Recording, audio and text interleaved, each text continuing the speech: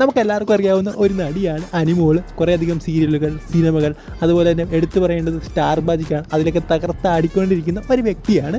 അനുവിനോട് കല്യാണ കാര്യം ചോദിച്ചപ്പോൾ, അല്ലെങ്കിൽ എങ്ങനെയുള്ള ചെറുക്കനെയാണ് കെട്ടാൻ പോകുന്നത് എന്നൊക്കെ ചോദിച്ചപ്പോൾ അവർ പറഞ്ഞ മറുപടി എന്ന് പറയുന്നത്, എൻ്റെ അമ്മയും ചേച്ചിയൊക്കെ എന്നോട് പറഞ്ഞിട്ടുള്ളത് അതായത് ഒരു ഗവൺമെൻറ് ജോലിക്കാരനെ കെട്ടണമെന്നാണ്, അല്ലെങ്കിൽ കല്യാണം കഴിക്കണമെന്നാണ്. പക്ഷേ അന്നേരമൊക്കെ താൻ അങ്ങനെ ചിന്തിച്ചിരുന്നൊന്നും ഇപ്പോൾ അങ്ങനെയൊന്നും ഇല്ലെന്നും എടുത്തു പറയുന്നുണ്ട്.